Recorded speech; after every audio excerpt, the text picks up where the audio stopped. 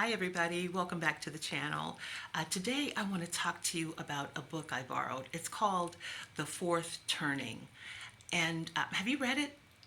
It's such a fascinating book, I think. I need to buy it and I need to reread it and mark it up the way I do most of my books with my notes in the margins. But anyway, I just really enjoyed the book and I wanted to talk about it a little bit today. So the book, its basic theory is based on the idea that history happens in a framework of four cycles that they call turnings. And these specific turnings, they repeat. Almost like the seasons, the way they described it, in terms of their inevitability. They just happen. It's not something that we have to think about. And that history unfolds within these turnings, and each turning lasts 20 to 25 years. So I hope in this video I can at least convey how thought-provoking the book is.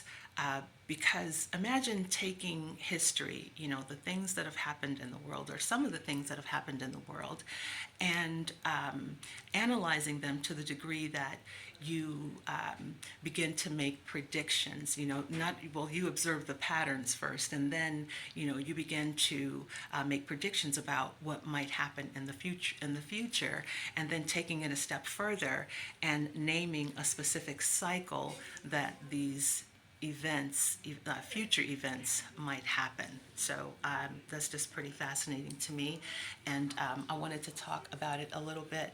By the way, my name is Carla. If you're new here, I do commentary and analysis of classic and modern literature, some history and biographies.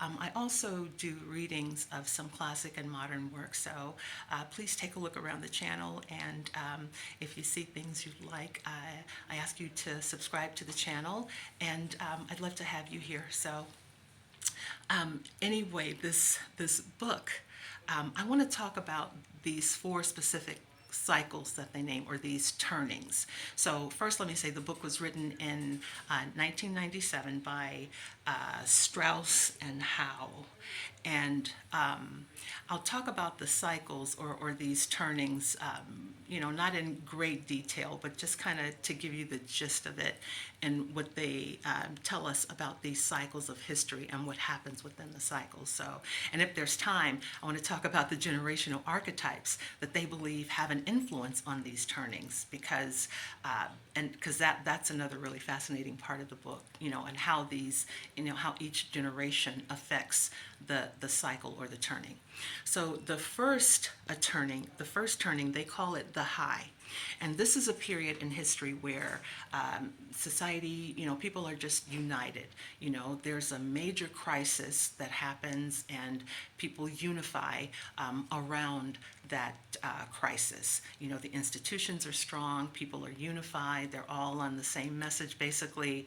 An example of this would be post-World War II. This was the American high.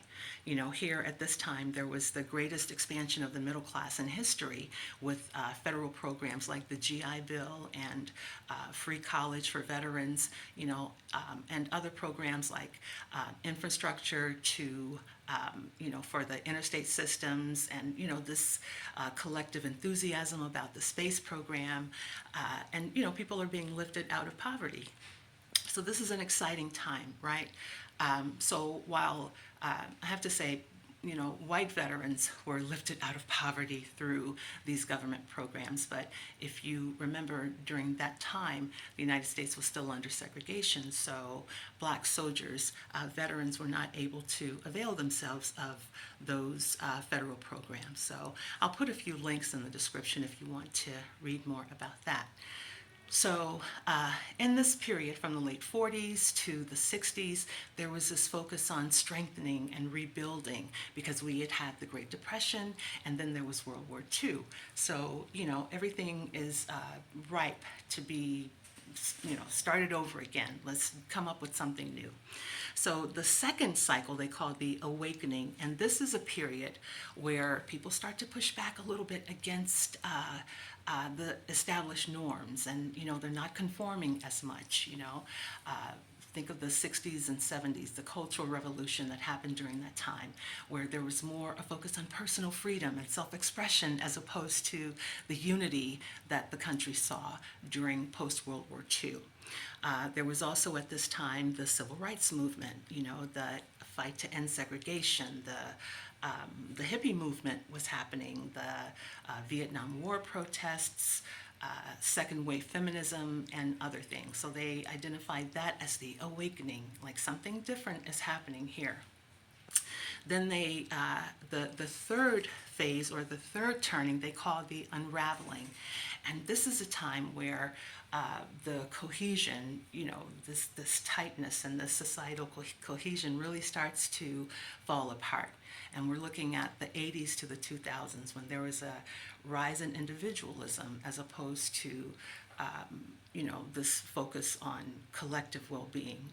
People became more cynical and skeptical during this time. We had cable TV was big during this time. We started to see a sharper divide between political ideologies. There was the rise of Wall Street and corporate mergers and that kind of thing. The economy grew, but the wealth gap widened. And people were losing their manufacturing jobs during this time. So, the feeling is starting to change a little bit here, so during this time. And then the final one, the crisis, the fourth turning, they call the crisis, right? And the writers indicate that they believe we're in the midst of that right now. We're in the midst of the crisis, and some indications, where things start to fall apart, basically, and they think this is where we are now. 9/11, the war on terror, the 2008 financial crisis, the healthcare system. We start to see all the weaknesses in the healthcare system. All of this, the safety net erosion, and just this sharp divide and people's politics and identity.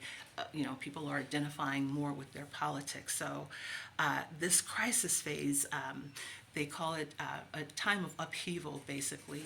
Conflicts escalate, and the survival of society is really at stake in this crisis period, the way they describe it. And it usually ends in major transformation. Societies, values, and institutions are, reworked.